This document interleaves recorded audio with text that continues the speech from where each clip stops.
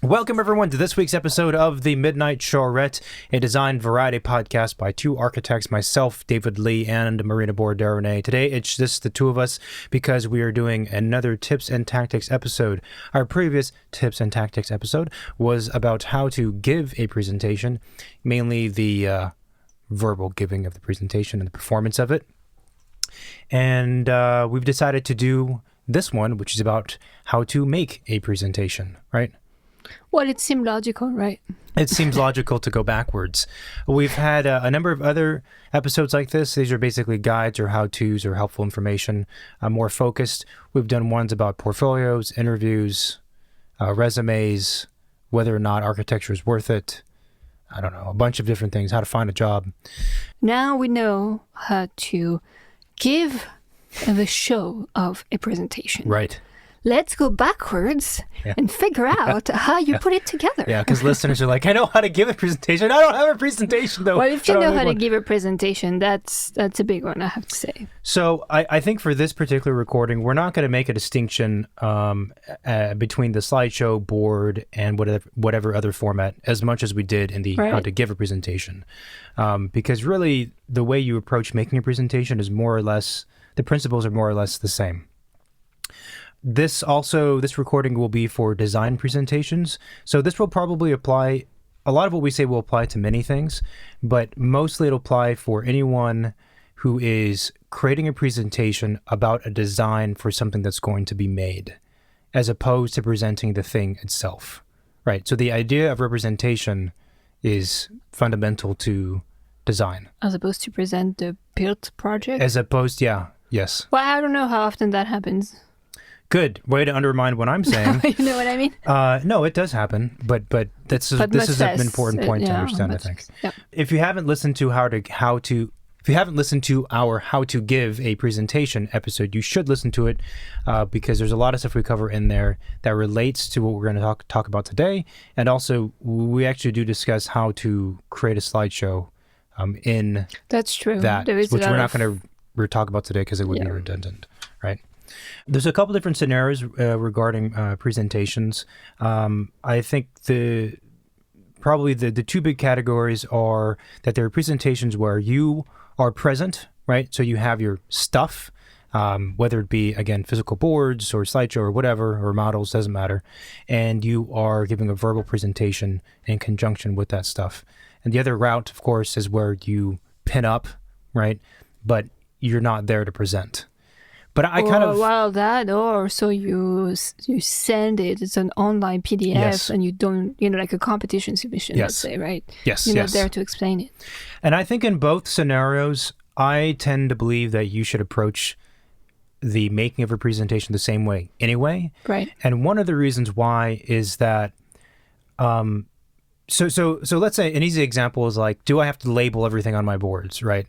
Well, some thought is if I'm there to present, it's not super necessary in all cases, but that assumes that when you're presenting, that the audience is going to be directly in sync with you the entire time, which, as we discussed in the previous episode, that's really difficult to do. So what I'm saying is that when you're giving a verbal presentation, there are definitely going to be moments where the audience is not in sync with what you're saying.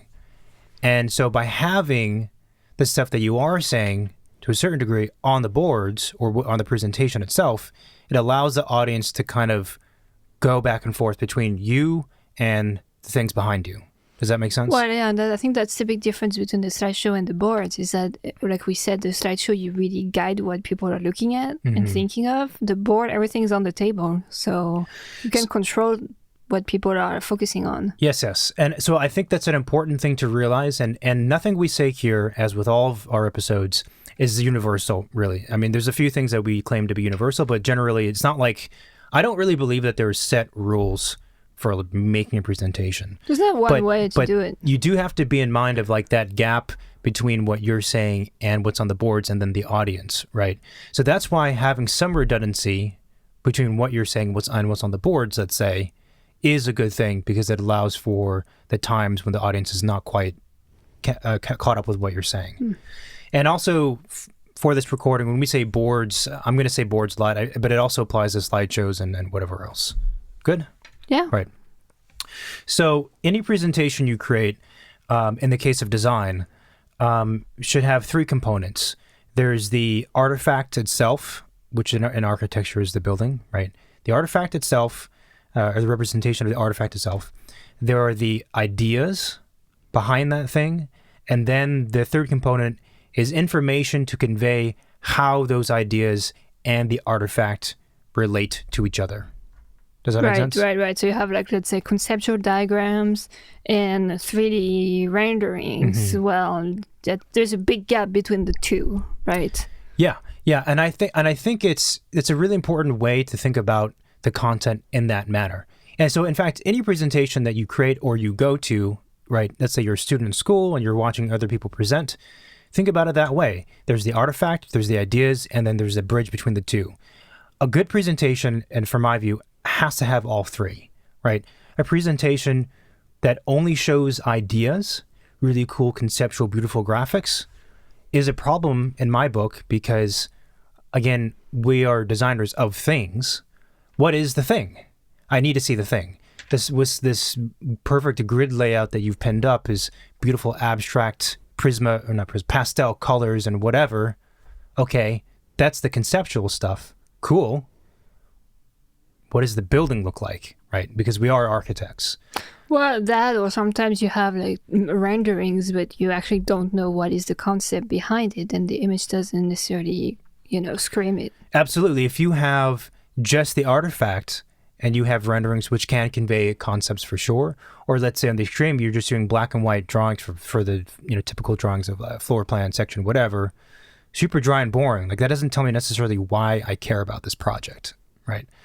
In the same way, another scenario is if you have the ideas and you have the artifact, but you're not showing visually how those two connect, that's a problem.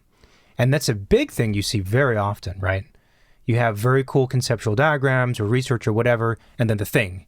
And as a viewer, you're like, okay, I don't understand how these two things relate at all when you're claiming them to be doing that. Well, and the purpose of those types of non-built design presentation oftentimes is for people to get it, to understand the project, agree, validate it, approve it in a way, right? So you can't just take one approach or the other. People are not in your head. They don't know what's going on. They need to understand the full spectrum of the project. Yeah.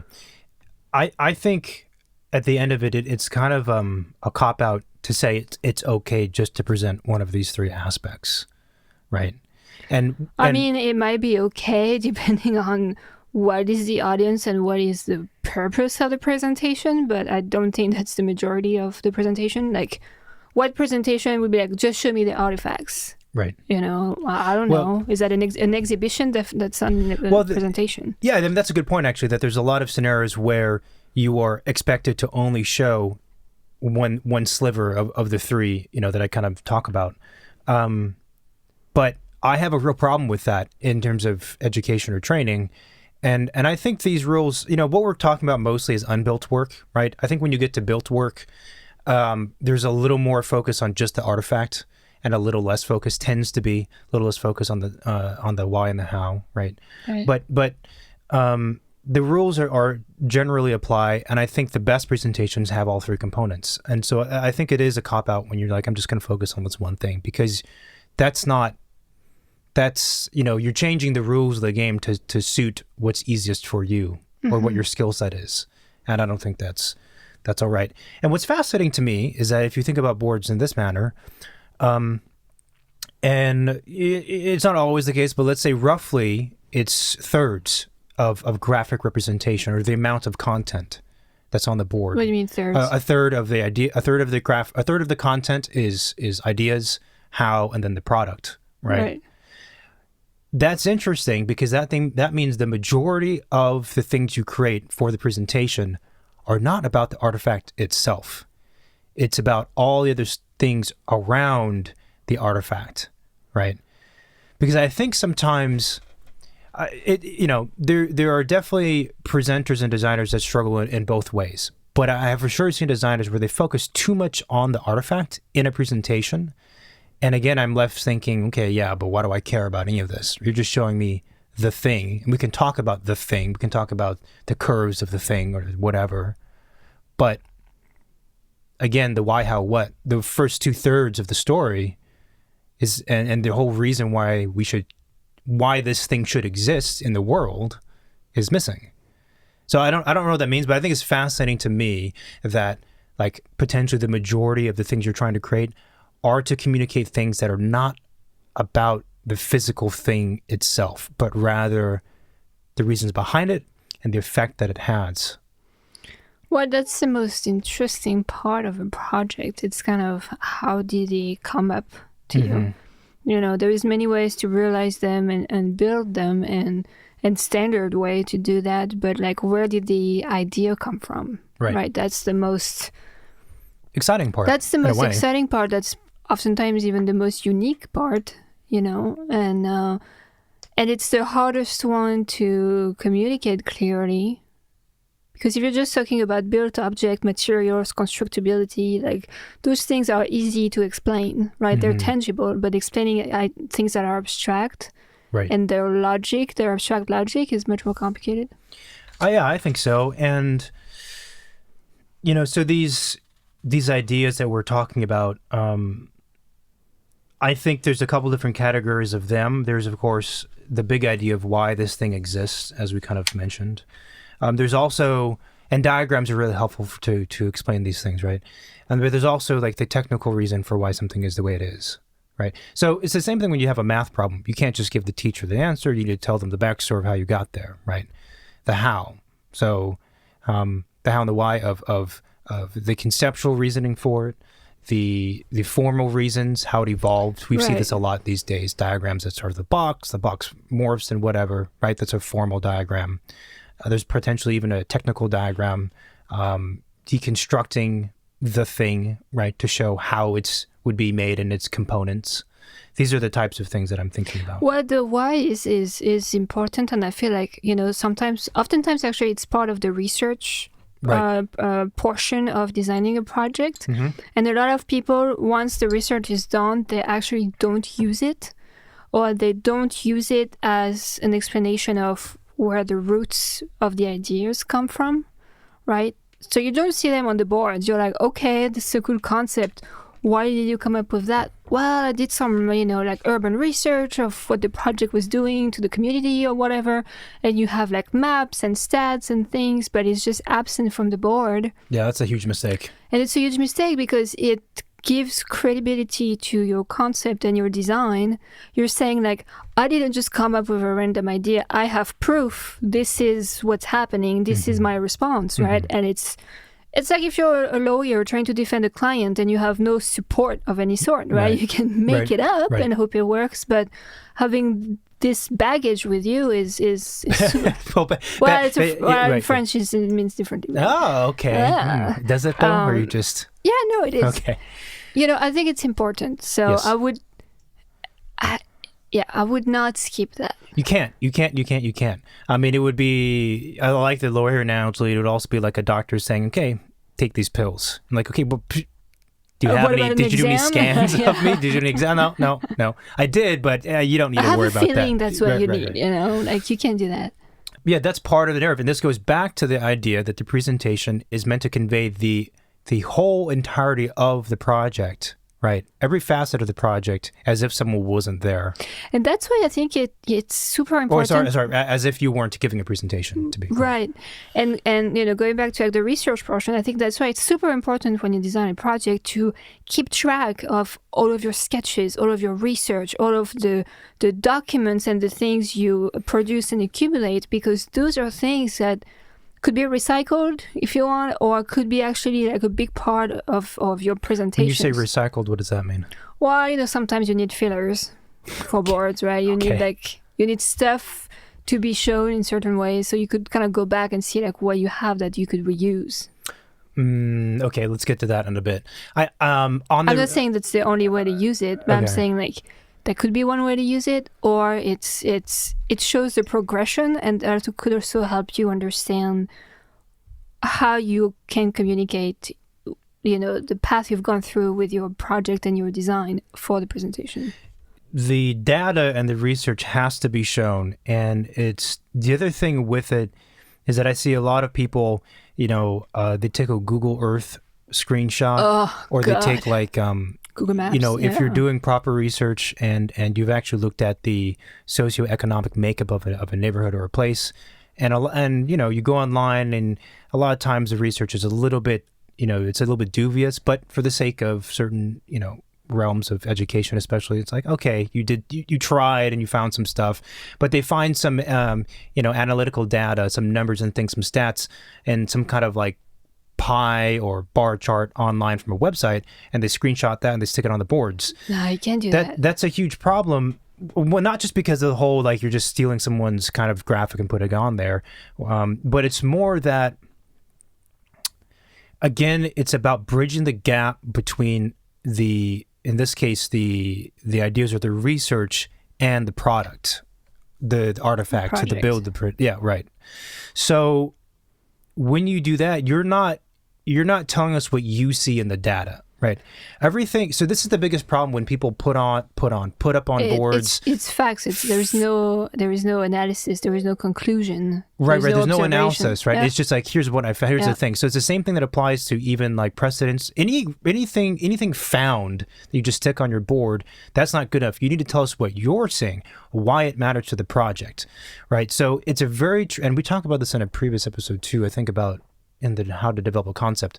It's a very tricky process to take data and translate that into some kind of information that's going to have effect on the building, and to have that process be clear, and to have that process be explainable to someone in a presentation. It's not an easy thing, but you have to do it, right? Because like, I was at a presentation not long ago, and it's a similar thing. Like, students showed an iPhone photograph they took of a neighborhood. Okay, it's your own photograph. You were there at the site. That's good. Like, oh, I saw this. This is my photograph, and here's, yada yada. Here's my building, and I was like, but wait, the gap from your photograph to how that informs your building is so huge. You claim to be doing all this stuff. I see none of that because you haven't shown me the process. So don't show me what it is. Show me what it means to you and what you see. Yeah, no, that's a very good point. And like, I hate seeing like screenshot of Google Maps. I'm like, that's lazy. It takes you 2 seconds. Did you even look at the map? Like, right. What do you see on the map? Are you looking at density? Are you looking at like how the urban fabric is spreading around and the mapping of the streets? Like, why is this on your board? Because right now I could just go myself on my phone, find the same image. It won't give me more information. I have no filter on how to look at it. Yeah, right? The filter, exactly. And this is where the kind of definitions of research and Google Earth images and whatever and diagrams, they start to blur, right? It's all, and actually the categorization of reference images versus diagrams versus final product is all kind of meaningless in a sense. So you overlay on top of let's say just a 2D Earth view map. As you said, am I looking at the train? Am I looking at the rivers? Am I looking at the density of the housing? What am I supposed to be looking at? And if your point is no, I want you to, what I see here is the pattern of urban development, right? See how it's a grid except for this one point? Well, then do a diagram on top of the thing to show me that. You have to. You can't expect the audience to figure it out themselves. No. Like, that just doesn't work that way. And on the same kind of wavelength, but on the other end of the project timeline is the effect that the building has on the people, right? So other than everything we talked about just right now was kind of leading up to the project. But the presentation also has to show the effect the project has once it were to be built. Right. So you're saying there is diagrams that explain the ideas, like how he started from nothing or from a research, and that led me to do the design I did. And then you're saying you also need diagram to show how is the design going to impact the surrounding, or how is your new design going to change the research, the data that you've shown first, right? Did I say that last part again? It could be also like how does the project that you've designed is going to change the first diagram you show me from your research. Project going to change. Right. Well, potentially, yeah. As an example. Right.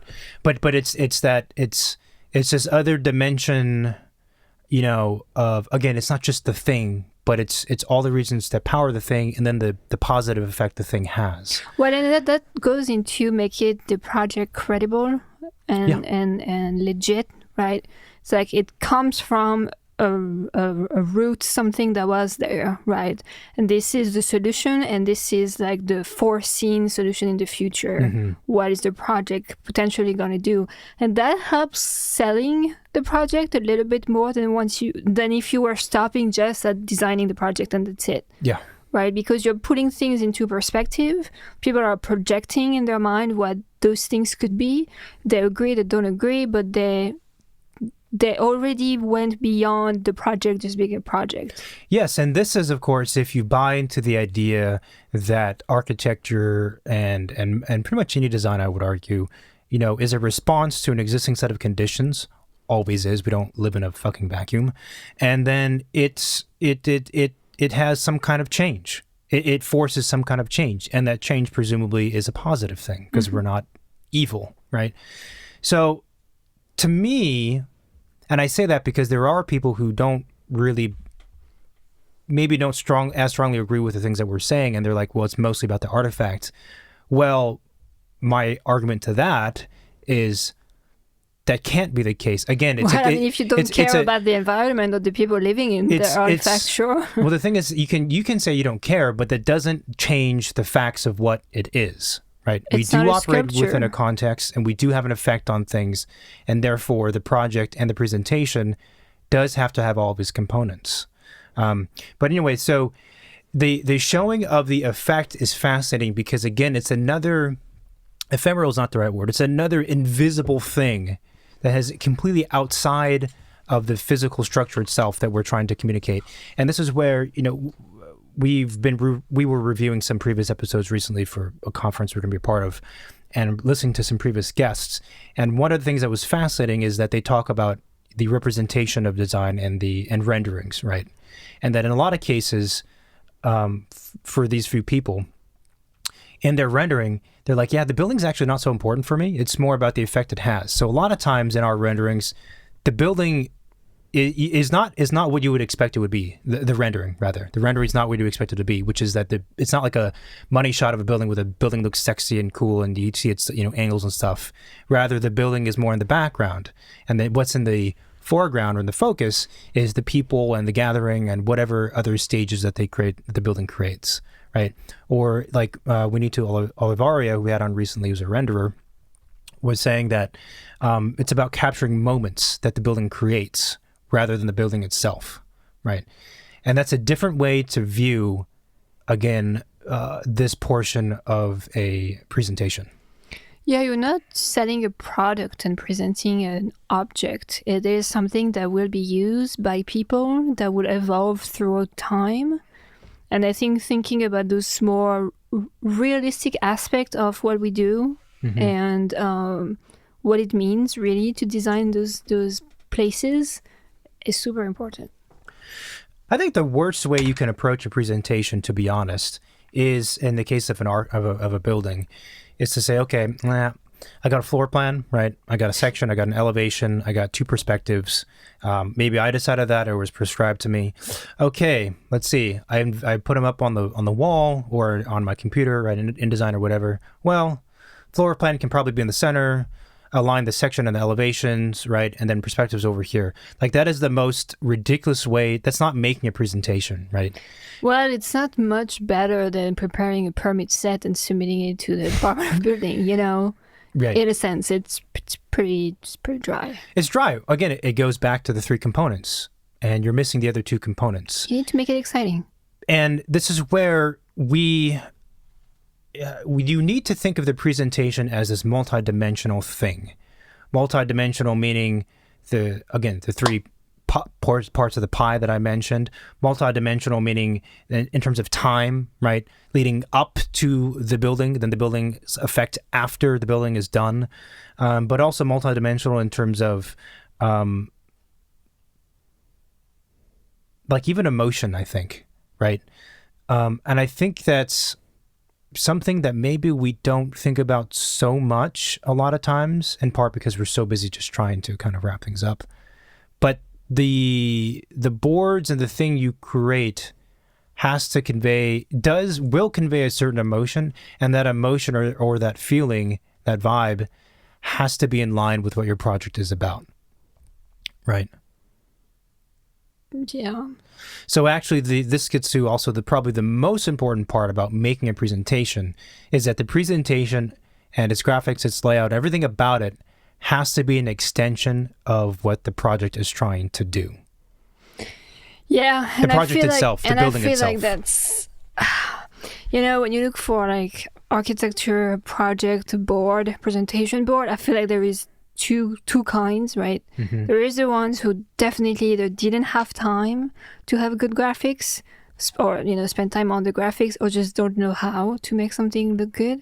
And there is some that only focused on that, and they kind of forgot to design the project or like work on certain documents. Well, so this is that's a really, really good point. I think that you do need to create something that's beautiful. For sure. The presentation has to be beautiful. But, and I think for a lot of people, that's a lesson they need to learn. And then that's something they need to address. For most designers, that's the biggest problem, is they don't make the thing beautiful. But you know what? But that's not something that you're taught in school, how to make a good board, Well, I mean, in the schools that I went to, not so much. I mean, there's typical like hierarchy and balance and like whatever. But no one's teaching you how to do like a beautiful board. Well, that requires someone who can make a beautiful board, as I would say. But on the flip side, so I think that's a problem for most designers, right? And that's because we don't start the presentation process earlier enough for whatever, which we're going to get into. But also the opposite is true, where there are some presentations where they spend, as you were saying, I think, too much time on making the thing beautiful.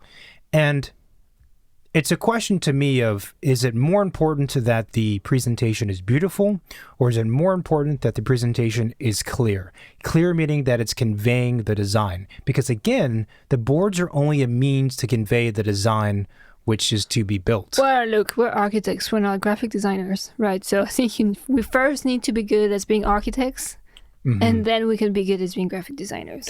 I would kind of agree with that. And, that's where also, when you're giving a verbal presentation, we've said on the previous shows, like there needs to be a balance between the more fun, charismatic, is that a dog? The fun, charismatic stuff, right? And what you wear, it needs to be in line with like how good your presentation is. The same thing applies here. All the dressing up of the graphics and the layout needs to be in line with how good the design is. And in some cases, people spend so much time creating this beautiful graphic that not only is maybe it is a signifier that the design is not good, but it could actually be all of those that aesthetic stuff is making the reading of the design and the understanding of the design cumbersome, right? So you're sacrificing clarity of the actual thing we care about for creating this beautiful artwork. And that's a problem. And it's easy to kind of, go overboard with the graphics because it's fun. Right. It's fun to like work on nice looking things and exploring and, finding your own techniques and things. And making it sexy, like it's fun, but it's almost like playing video games. You kind of have to like dial it down a little bit. Like you're saying, we're in this case we're architects. Like we're not board makers, right? Unless your project has been designed and you have all the time in the world to do it, then go for it. But this is also let me close the window. The dog is driving me nuts. So okay, I'm back. The dog. I dealt with the dog, if you know what I mean. No, you don't. Okay. Anyway, so yeah, we're not board makers, we're designers, and as much as we have to create beautiful things, like in everything that we do, the presentation is just to convey the thing, and that's also why I think that it tends to be in the professional world. There's less emphasis on creating this outrageously beautiful presentation with like the background blurring into other images and stuff, and more just straightforward. Because in the professional world, like, our priority is that's true. You're paying someone to do the board. You have to do it as quick as possible, right? That's true. But also our priority shifts from designing unbuilt things to built things, right? And I'm not saying that if you're creating an unbuilt project that you should somehow care less about the graphics, but it's something we have to remember, and I know that the discussion of representation of design is a big thing in architecture, and almost every single college has a course on it that students take. I think it's great. But the amount of praise that we give for some of these graphics, it's a little bit much to me. It's like, yeah, but again, it's not graphic design, right? What are you referring to? I'm not from this country. I have not studied. I have not had a class. You don't have doing. Almost, I don't know almost what every these classes university, do, almost so- every university, there's for architecture, there's a course that's about representation of design. Yeah, but what does that mean?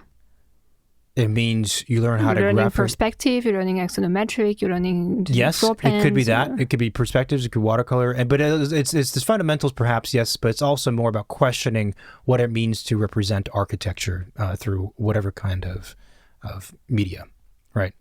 Right. Right. And I'm saying that that's important, but it's again, all this is just to convey the final thing that we want to have built. And the final thing that gets built is what should matter the most in this profession, not the representation of it. Well, when you do a representation matters because it's going to communicate well or not the project. I'm not saying it doesn't matter. I'm saying it doesn't matter as much as as the building itself, right? Like, I don't care. Like, Again, like, we're I not don't- graphic designers. We're not painters. We're not watercolor artists. This is the thing. Right. So I would rather have a set of boards. I'd rather see a set of boards, a presentation that's clear and conveys the ideas and all the things we've talked about and the design clearly. I'd rather have that than something that looks beautiful, but it's a little bit difficult to understand what the thing is or what the ideas are. Does that make sense? Okay. Do not sacrifice clarity for beauty. It doesn't make sense with the profession that we're in. Yeah, no, for sure. Gosh. I fucking hate that dog. Angry. Just calm down. No one's hearing it but us.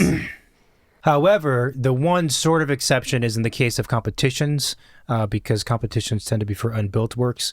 The way competitions work these days is that if you're going to enter one, whatever graphics you submit have to be just exquisite, perfect, and beautiful, period, if you're going to win. But the Yeah, I mean, I feel like it's a good balance of that and having a very good concept.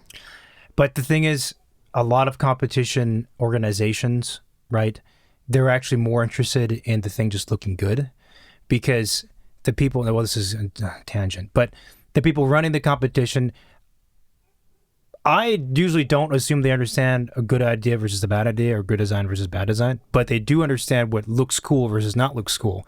And when they announce the winner, they're going to publish the winner's boards, or top 3 winners. They want to look good. They're not going to choose a project that looks mediocre but has the best design. They just won't do it. Well, and it's kind of a bummer. 3 things. It's the concept has to be good, the actual project design has to be cool, and the board itself has to look great. Yeah, all three is what I'm saying is, like, all 3 have to be there, but in the case of competitions, the board looking great is almost like there's no options. It has to look great, period. It doesn't, and that's what I'm saying. Like, how many competitions have we seen where the people who win are the ones that have this amazing board, but like the design or the concept's like, okay, well, I've seen that a billion times, is not very fascinating, actually. Meanwhile, there's another one that has a good design, a good idea, but it was just a little bit undercooked graphically in its representation. Well, yeah, I mean, in general, a board that looks nice is always going to get more attention than one that doesn't look like anything exciting. Sure. Right, so... But back to the idea, though, that presentations should be multi-dimensional, and this would be a reflection of the type of content, perhaps. Like, you have line drawings, perspectives, physically or visually different dimensions you're presenting. Statistics are a different dimension. It's an analytical one. Process diagrams, photographs. And again, going back to mood, it's like, well, if you think about it, there's like maybe a more humanistic kind of feeling you could give off, a sci-fi thing, something healthy, something lively, something dead, something nostalgic, something stark. And I think a lot of times people choose a graphic style because they like it, but they don't realize that it's conveying something that is perhaps even totally opposite of what their project is trying to do, right? Right, and so that's the whole thing, right? If you want to make the board look pretty, you kind of have to find what aesthetic you want the board to be, right? What we're saying is that it shouldn't be random or like thought outside of what the project is. It should express the genre of the project, like what it feels to be in that building, what it makes you feel like, right? Well, so an easy example is if there's a building that's meant to unite community and bring families together, and you have like a I don't know, community farm where they grow their own food and stuff, which is like, how many times have we seen that? Well, I would probably expect to see on your boards not to be all grayscale and dead looking with like a few sparse trees and like one person. But you see this all the time, right? It's because the designer is drawn to an aesthetic they like, and I get it, like, and that cool, very sleek, Icelandic, Antarctican visual is like really cool, but like, it doesn't make sense though if you're talking about people gathering and whatever. And we were looking at references before this recording, and you see a lot of presentations that make use of a grayscale. Everything's grayscale, and they use one color to kind of like highlight text or highlight, I don't know, cars and whatever. And that's a very easy way to make the board look graphically coherent and mature. Cheap way to do it. But it always looks kind of like someone sucked the life out of it. It looks like project. It's dying. Stop doing that, people. And also stop using yellow when you do that with gray. Yellow is the color of a dying leaf in the fall. Like, what the heck, Okay. Unless it's in the fall and it's about dying leaf, then that's perfect. But yeah, no, don't do that. Don't do that. And if you're finding that you are struggling to create multi-dimensional content, that's a weird phrase, for the boards, right? The emotional side, the statistics, and all the things we mentioned, that probably means that your design itself is lacking some of that. Is struggling, right? Yeah. Right. 100%. I'm not talking about that, that's different from knowing, okay, I want to have this diagram to convey this aspect about my project, right? But I'm having a hard time making the diagram read right. That's different. That's an execution problem, right? But if you have a problem coming up with the diagram at all, then you're missing something from the design. Well, you probably haven't thought about that yet, right? So this leads to starting presentations earlier, which we should talk about. But this is why we had said in a previous recording that a good design project has multiple aspects about it, right? It can be understood in many different ways, and it's tackling many different problems. That's the nature of a good, robust design project, right? So in the creation of the project, as you're doing it, you're thinking about all these different angles.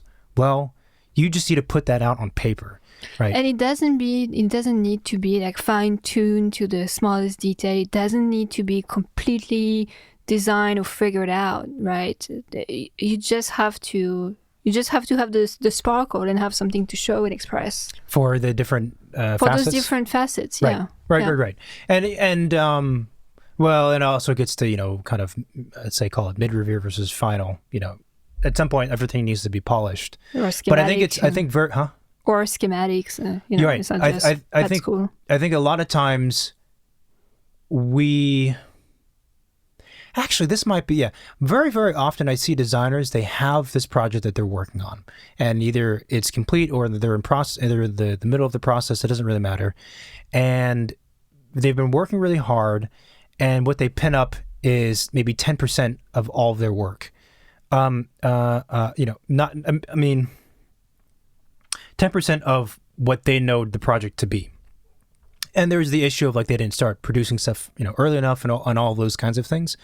But it's mostly that I think a lot of designers don't realize, again, that a lot of the board is the conveying of the ideas of the thing, of all these different angles, right? So I have this building and I know it solves all these problems. It does these different things. And I just pin up floor plan, section, perspective. What the hell, right? You're missing all this stuff. And in a lot of cases, designers do have that stuff. They know about it, but they just haven't bothered taking 5 minutes to be like, okay, wait, this was a really important idea to me. I should probably put it down on paper graphically in some way. And that's going to go up on the boards. So that would actually be a good process, is that if you're going to, when you're about to make a presentation, sit down and think about all the different reasons and ways that the project is meaningful for you, figure out how to convey those different reasons graphically. And that goes back to kind of how do you start the board and when do you start the board? Well, you should probably start as early as possible. Mm-hmm.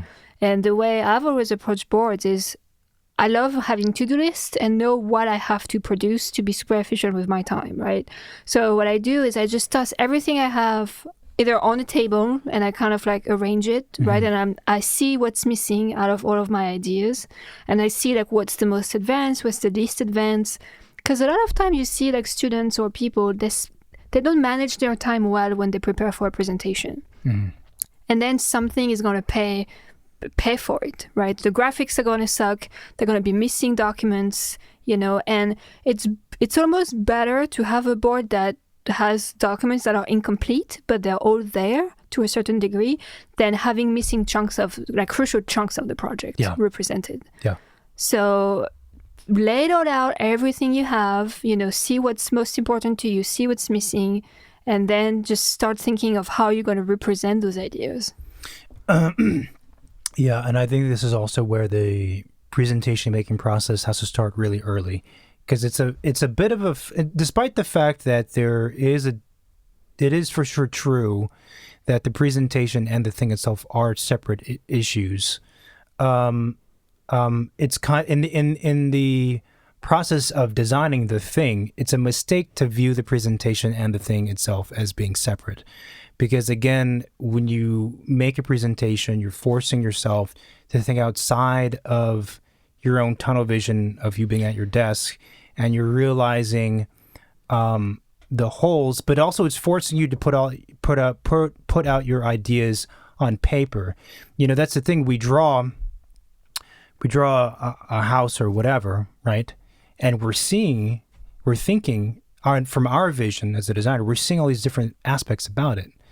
And the presentation is the necessary opportunity to put those things out on paper for other people to see it. And in that process, as you said, you realize that there are holes. Yeah, and when you don't do presentation, you are going to spend a week working on a floor plan, and then you're going to need elevation. You're going to spend the next week on elevation.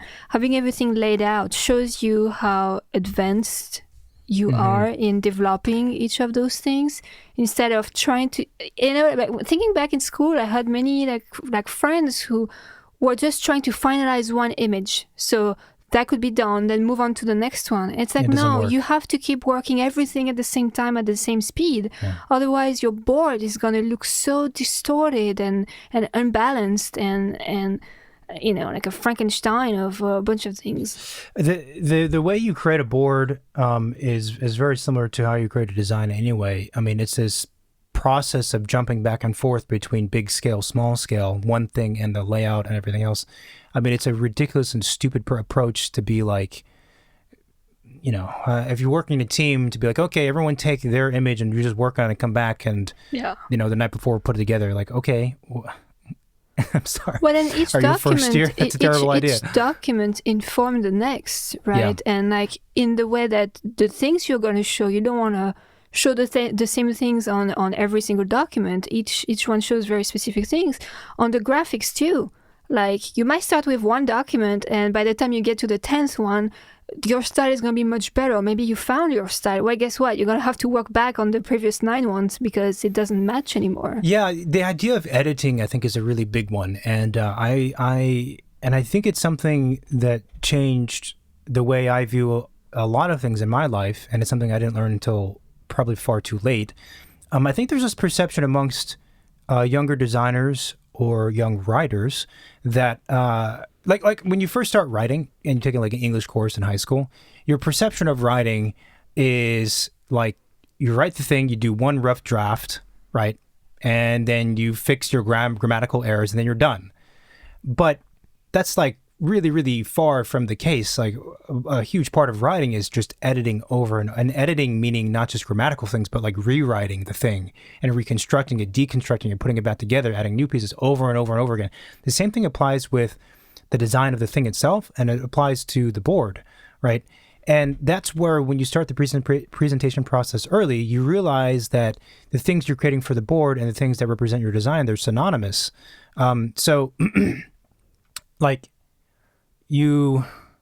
that's why, as you said, you develop everything a little bit, in a sense, because what I know when I go to create a board, no matter what I put down on it, everything's going to change. Yeah. Like whatever line weights, colors, and et cetera, it's all going to change probably 3 or 4 times before I get to the end, because there's a lot of moving pieces, and there's no way you'd have the foresight to know what route you're going to go down if you're open to creating something that actually communicates what the design is about, and you're not just forcing an aesthetic. Right. So talking maybe more specifically about, the graphics of the board and things like this. Yeah. Don't go for it. I was going to say that first of all, I don't think there are any rules you have to follow. There are general principles that are helpful, but there are no high authority rules saying it has to be one way or the other. There are ways to do things. There are tips and there are strategies, right? But each of those strategies are only a means to get to whatever greater end. Like it's a really unfortunate, and actually irks me when we see tips for creating boards. It's like, you must have a big image, right? You must have that. You must have a background that's not white, or you must have equal spacing. But it's like, no, none of that is true. None of that is always just ridiculous thing to say. Those are again strategies, but it's silly and ignorant to say that any one of those things is something you must have. And it drives me up the wall because, again, the only thing you must have is something that conveys the design and your ideas. That's the only thing you must have. If you do that, you win. I don't care what other rules you follow. Right. Well, I mean, often teachers have those constraints they give on students, or competition submission have those things kind of expressed on. Yeah. But yeah, you don't always have to.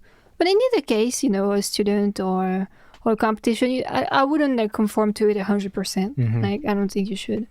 I'm and that's all also for. how you get noticed, right? I'm also rebellious. For pushing up against the rules. But so let's say you're not very good with graphics. Well, yeah. Where do you start? Yeah. So it's different for different levels of a designer. I think if you're a younger designer, you should feel very comfortable with just role playing. And this is another thing we've talked about before. I wish I had been more comfortable with role playing and just assuming the perspective, graphic style or whatever, of an existing person as a way to practice my skills. Can you expand on that a little? You think you're Bruce Lee, but you are not. So in terms of graphics... Sorry, I broke the news to you. In terms of graphics, we were talking about layout or graphic style. Forget layout for a moment. Yeah, graphic style, right? If you're not good with making a cool looking stuff. Yeah, graphic style. So you can look at an existing thing and try to mimic it, right? This is a common learning... Okay, what? Before you mimic it, you try to question why you like it. Why do you like it, and how did they make it? You don't just like copy things for copying it, right? You have to understand it. Okay, right. Well, what I was gonna say is that first of all, specifically, there's, in terms of graphic style, there's like kind of sci-fi futuristic space style is an easy thing to pick on. There's like the Stepford Wives utopian, kind of 50s era style. There's, what else is there? Pure black and white. There's propaganda style, computer style, hand-drawn, crafted style, all these different styles. And the reason why it's good to start by mimicking is that it's a starting point, right? Right. You work from there and then you manipulate it into something you want. Or if you're, again, it depends on the skill set of the designer. If you're mid-level and you're struggling, then this might be a good starting point. If you totally suck, then just fucking copy the style and don't worry about some of these bigger questions, I would say. This is if you're very, very early on in your career. The issue that you brought up, though, of, well, if you're copying a style, does it match with my project, is a good question you have to ask. That's not what I meant. No, what is it you meant? What I meant, if you're going to copy it or get inspired from it, you should understand what draw you to it, right? Does it work with your project? But also, how did they technically make those things so you could learn from it and And the next time around you have another presentation, you already have that understanding. But if you mimic the style, you're going to learn that inherently anyway. Yeah, I guess. I don't know. You will. That's the part of mimicry. But the question of whether or not it aligns with the project is a good one. You have to ask it. It should, etc. Of course. But the reality is for a lot of young designers, because of the fact that, unorganized, haven't slept enough, have too many other things to take care of, whatever, you do need to, and this has to do more with self-management. You do have to understand that it is better that you complete something good than something that's shit and partially complete. So you have to let go of certain things. In other words, what I'm saying, it is okay for certain people in certain instances, if they're really struggling, just copy a graphic style. If it doesn't align perfectly with your project, but it's either a choice of you try to develop your own or whatever, and you're not going to complete versus just going with it and completing, go through and complete.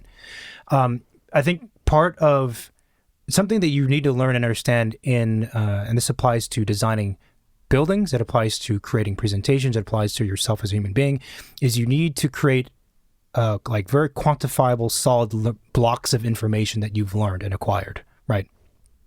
If you do 5 projects and you complete for all those projects, you complete only 30% in terms of the presentation, the amount you would have learned from that is far less than if you had completed 3 out of those 5 projects really well, but they weren't exactly what you wanted them to be, but they were complete. Does that make sense? Mm. Because those 3 projects become like solidified, crystallized blocks of information you can build on in the future. Without that, you're not actually making progress. And as you said, the skill sets you learn from creating or mimicking or recreating a style becomes more Crayolas in your box to kind of use to create other things. Right. And this same idea of mimicry or using references, I think, applies to layouts too. That's an easy thing to do, is to look at other forms of layouts, even from other industries, and say, does this actually vibe with my ideas? That's kind of cool. Or is it something I'm just drawn to and I need to use something as a template to get going? That's the thing I learned from art school. And I think oftentimes when people do presentation board layout, it's very rational, but it's very dry, and they all kind of look the same. I think, you should think of your boards as almost like billboards or like murals in the streets to express your project. Like, who is your audience? How do you want them to learn about your project? How do you want them to discover your project? Is it like a comic book page? Is it like I said, like a billboard? Is it like a newspaper? Is it like a mobile app? Right. Like there is the graphic genre of like the pastel, the line weights, the bubbles and things like that. But there is also like what it looks like. Is it referring to something else in another industry that people might know? Right? Is it like presented through the lens of someone wearing goggles, or like if you're advanced enough, maybe in your process of presentation, and if you have the time to kind of play on that, I think that could be a very, very fun approach to present.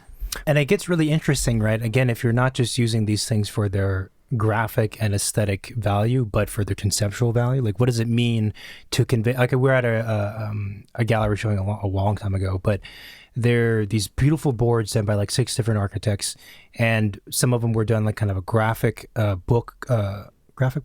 novel, a comic book style, as a way. And I've always been interested in that, because when you deal with urban projects, right? Again, you don't really care about the design. We do, but most of the design is just a vehicle for creating social interaction or whatever it is. And the comic book, layout style as a starting point is super helpful, because how do you convey that people are upset with the city and they can't get from here to there, and they want to get like, well, fucking put a bubble with text in it, right? Like that's a shortcut. And I know that there's this idea that, okay, let's see if we can boil down your design into one image, one rendering. Your one rendering should convey everything about the project. I get that. It's a good exercise, but to be quite frank, for more complex projects, I call bullshit. I'm like, yeah, okay, But if you're dealing with a complicated project and a complicated situation, right, there's at least 10 different avenues of thought, or trains of thought about this thing. I'm sorry, but at some point you need other stuff. Well, that, and also, like, who is narrating the project on your board? Is it who's what? Narrating. Yeah. Okay. Of your board? Is it the third person? Right. Is it kind of like the bird's eye view, overall impersonal presentation? Is it from, I don't know, the astronaut that lives in the capsule you've designed that's actually the one presenting you his thoughts and how he sees your project, right?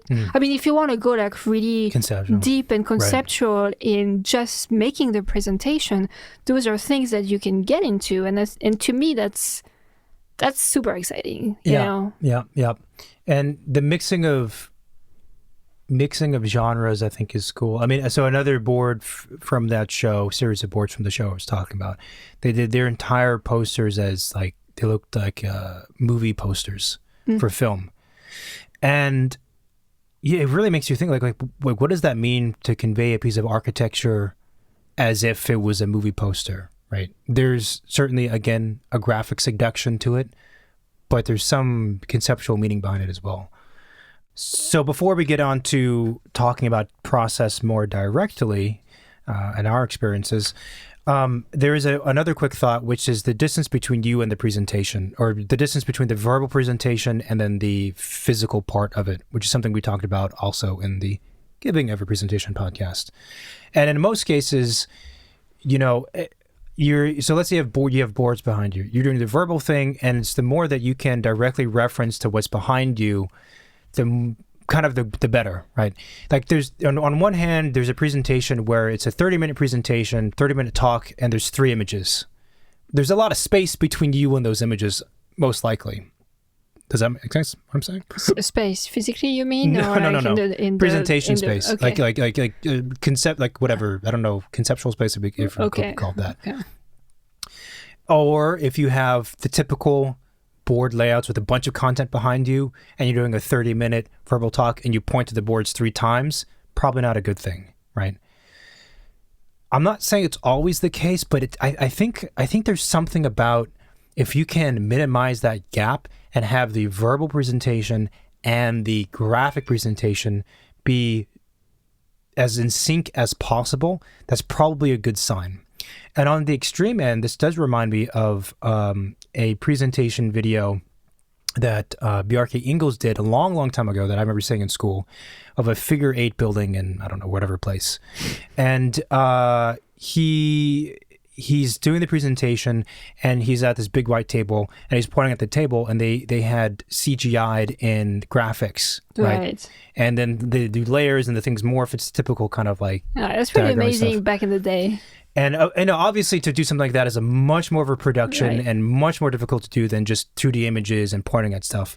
But my point about what he was doing is that in a lot of his cases, the verbal presentation, the graphic presentation, and the design, they're all flattened into one thing, which is why they appear convincing to the average people. Well, that, but also like he was putting things out with his hand like a magician. Right. That's fascinating to watch. Yeah, there's something seductive about it anyway, but it's when he was doing it, it's not like, oh, there's a verbal part and then there's the boards. Like, no. It's just one presentation, and that one presentation feeds directly into the design. So when people talk about the success he has in presentation skills and whatever, he's a good speaker, he has a cool accent, he has cool shoes and whatever hair. But also it's that he's flattening all those components together, which is super convincing, again, to people who don't understand the bigger questions. But you know what's fascinating is that he's dissecting his design to the bone, right? Yeah. In a chronological way. He's dissecting in a chronological way, right? Yeah. He starts with a box, and then he sculpts the box, and the box gets to floors, and the floors gets moved and slides and things. So you see how he designed it, which is a pretty dumbed down version of explaining a design. It's like, well, let me show you like how I'm going to sculpt it by sculpting it in front of you. Right. I'm not explaining the abstract ideas behind it. I'm just showing you the form. Right. Well, in some cases there are conceptual things embedded within it, but anyway, so that ties into the flattening of those three components of the verbal, the graphic, and the artifact itself. It also is, as you said, super linear. As we talked about in the Giving Presentation podcast, we're humans and we experience things through time, and so it's just easier to convey. To convince someone of something when you take them down a prescribed path and you're feeding them one step at a time. Right. Yeah. So that's I don't know what that's worth, but I think being aware of that distance between you and the things you're pitting up or the things you're putting on the stool or whatever it is you're showing is something to be aware of. I believe. Yeah. No, for sure. Again, because people are not in your head. They don't. It's like you're trying to build a puzzle, but you only have a few pieces, right? No. For the audience, right, receiving your project by looking at the board, they have to kind of like put all the pieces back together to kind of understand what the project is, right? So the more pieces you can give them orally or on the board or physically with the model, the more they can get it, right? If you only have that one image and your 30-minute talk, well, it's a lot of like pieces that they kind of have to imagine in their head to put together. Don't let them imagine anything. Explain everything to them. And this goes back even to the simple things of like not copying and pasting some stats you found. Tell us why the stats are important to you and to the project, right? Which is one and the same at some point. Right. All right. Now, process. How do you go about making a presentation? We kind of discussed it a little bit, but you know what? It's like the French Revolution when I start. It's a mess. It's a battlefield. Okay. It's bloody. It's messy. Okay. There's cadavers in corners, and there is like people like screaming victory in the middle. It's all over the space. Sacre bleu. No, sacre bleu. Yeah, really. No, but what I do, I personally use InDesign. I don't know what you've been using all these years. Why do you look disgusted? I'm not. Are you a PowerPoint person? No, go. I use InDesign, and what I do is I, start my file, and I add like what if I think I need 3, 4, 5 boards. I make them and I align them so I can see them all at once.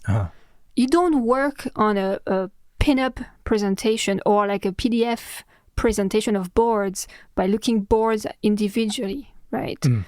Because oftentimes it just looks like kind of like high school expose, they're like a card, like an 8.5 by 11. The beauty of the presentation is tying all of these pieces of paper together, right? We have to use standard format paper, but you don't have to. You can do whatever you want.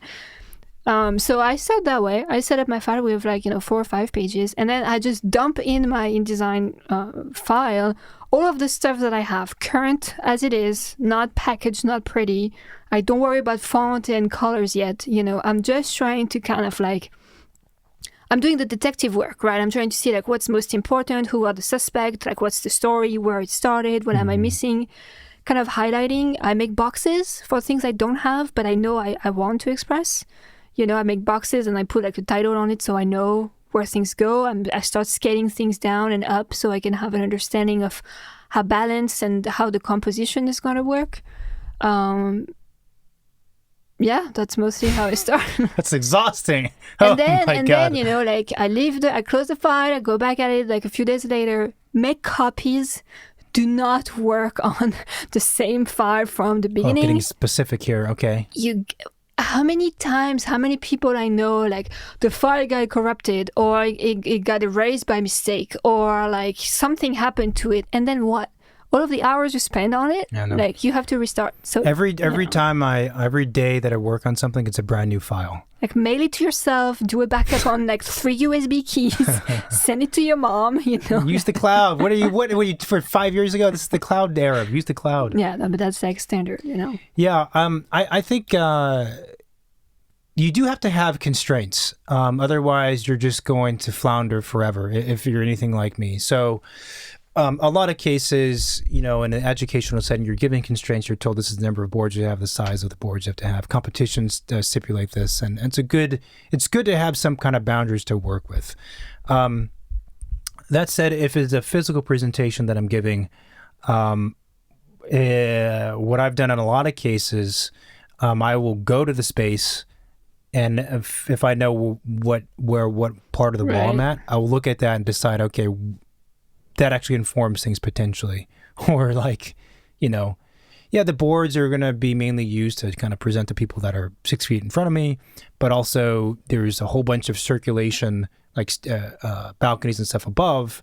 I want them to look fucking cool from 100 feet away, right? So, I mean, that's really specific, but I kind of like doing that because it's fun, and out of everyone down there, I don't want to be blending into everyone else. I want to be the weirdo. I start the same way. I think there's a tendency for young designers, especially if they're not skilled in whatever software they're using, and these days we use software to do everything, to not be sloppy enough, right? Right. So I remember I had a student, they were really struggling with creating a good board, and they're like, and I actually appreciated them because they just said, I'm just struggling. Like, I don't know. I put things on there and it doesn't look good. I look at the kids next to me, like their stuff is good. I don't know how they're doing it. And I discovered with them and a lot of students that they're just they try to be too perfect. And that's the problem with also the computer is like, so you throw in a floor plan and then you put in your temporary titles, kind of like you throw in all your stuff. And you think, okay, maybe this goes here, that goes there, and you want your title to be this, and you start fussing way too soon. Everything has to align to each other because in InDesign, which a lot of people use, you see the boxes, and you want the box to align with the other box. But when in the beginning, and actually for a significant, if not all the portion of the presentation, who gives a shit? You can't get anal about this from the beginning. It's just not. There's this. It's the sketching period. You have to learn how to sketch in the computer, even though the computer wants to be finite and perfect. Right. That's a very important thing that you have to learn. The other thing I do too is I make like different layout options of my boards. Yeah. To kind of like test things out. Like as my documents get more and more developed, well, I like to see like different options. So what if this one is in the middle? What if this one is twice the size? Like what would it look like? Mm-hmm. I think just working on that same option, you have a tendency of taking it for granted and just finalizing it instead of searching what works best for what you have to show. I think that's totally true. I do also think, and this goes back to my theory about creating solidified chunks of information to build off of, that in the process of creating boards, you can very easily create so many different options in the computer, but none of them are developed enough to work off of. And this is a reoccurring thing that I've learned through myself.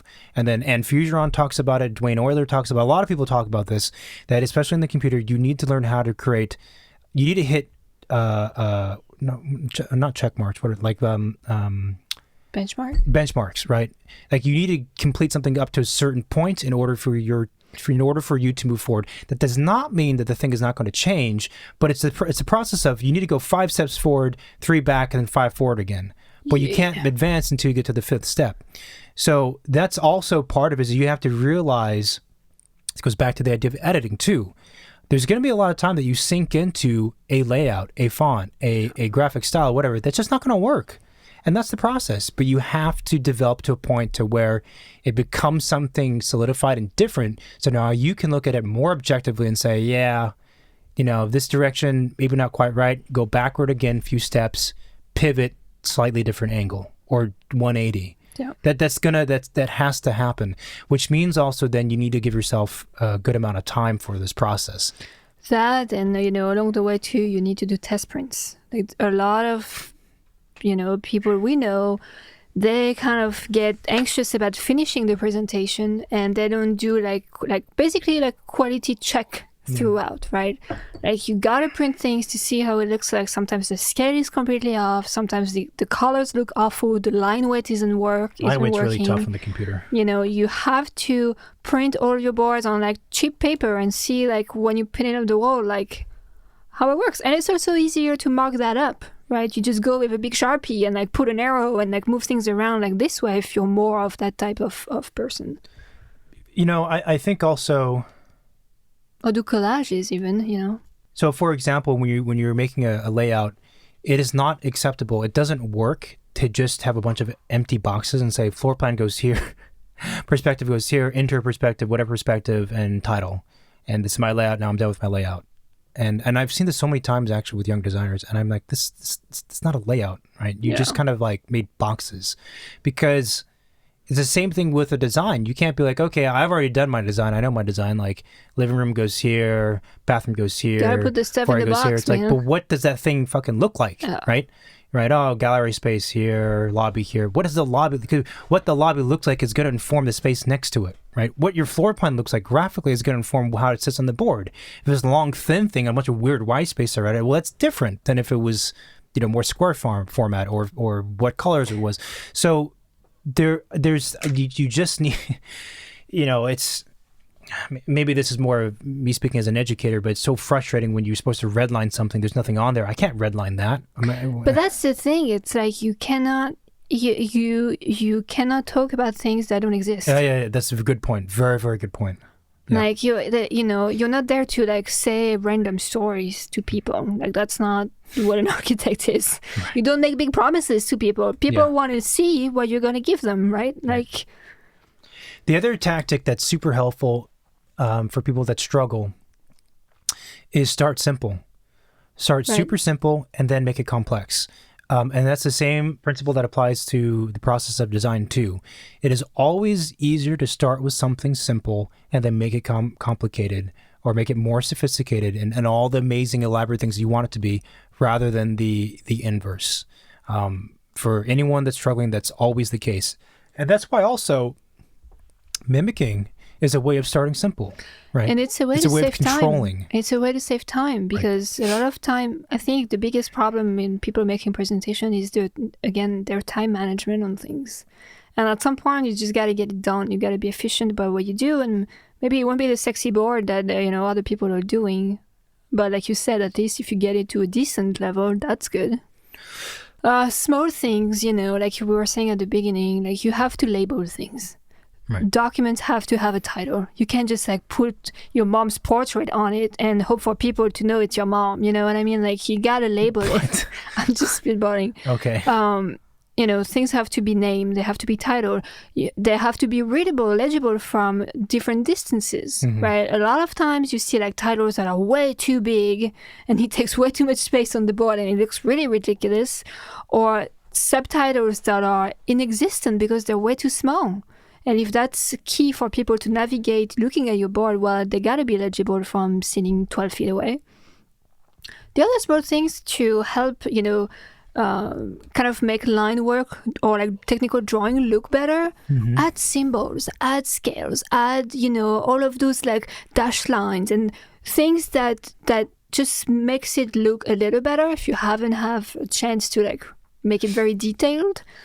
Just so it looks, there is basic thing like, I don't know, elevation, maybe some dimensions, some scales, like some symbols, some arrows, like where, the things are from, some callouts, things that bring clarity when people look at them. Right. There's a certain amount of content you need, typically speaking, on a board and for you to work with, right? There needs to be enough like, ink on the page, so to speak, for you to manipulate.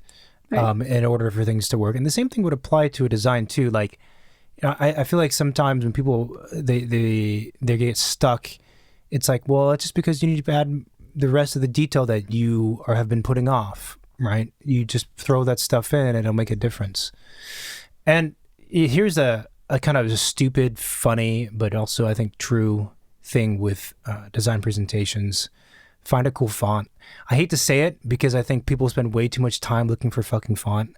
As much as I love typography and I think it's fascinating, and sometimes I see pentagrams work, I'm like, I'll just quit my job now and work for them because that's incredible. It is kind of it's not easy to do that, to find something great, but I would actually call it kind of cheap. It's a cheap way to make something look good, because if you have text on your board, it's a significant piece of it, or you have a title. Yeah. Choosing something choose something that you can read. Not like some like funky cursive or serif or whatever that's like too complicated. And if you do go with a funky font, limit yourself to how many fonts you're using. Yeah. Either you use the same font everywhere, or you have one font for title, one font for the rest of the text. But don't start like doing like an index of all the fonts that exist. Like that's not. Unless that's part of the project. What? Right. Well, no, it could be. The project should be about collaging different styles. All right. So then, summary. I mean, this was like an hour and a half. It's longer than I thought it was going to be. You should never assume your audience knows anything about your presentation or what you're trying to do. And the big thing that I would say, the big takeaway again, is that a presentation has to have those three components of the artifact, the ideas, and how those two connect. If you have those three things and the graphic style is in the same spirit and helps convey the design and its intent, the concept, whatever, that's pretty much all you need to create a good board, to create a good presentation. If you can do those four things, I think you've solved it. And if you don't want to do a charrette on it, just start it as early as you can. If you know you're going to have to present it to someone at some point, start now. All right, this is the Midnight Charrette. Thanks for listening to this episode. If you like this episode because you found it helpful, then definitely listen to the Giving a Presentation 1 and our previous tips and tactics, which can be found on our website, which is midnightcharrette1r2ts.com.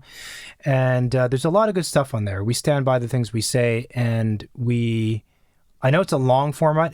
This is different from a lot of the very lightweight guides and tips you find online. But for the folks who listen through these episodes, we hear great things from them, and they frequently use the things that we talk about, and they seem to get good results. Look, I think there is a lot of BS material about like marketing and how to do certain things, right? Mm-hmm. And we tend to give the things away that worked for us and not pretending to give you tools. Well, we try to, sometimes you have to say things that have been said before because they're that important and they're that obvious. But in most cases, we try to avoid doing that. But if you like what we're doing, then support the show by leaving a review on the podcast app. That's the best way to support the show, online. That means a lot to us and helps us know that we're doing well. We're also on Spotify and YouTube on occasion. And we are on all of these social medias too, right? Yeah, we're on Twitter, Facebook, and Instagram, and we also have the hotline. Yep. If you have questions, guest suggestions, you want to react to an episode that we've recorded, well, you can shoot us a text message or call and leave a voicemail. The number is 213-222-6950. And yeah, that's it. And that's it. We'll talk to you again next week or sooner. Thanks. Bye. Bye-bye.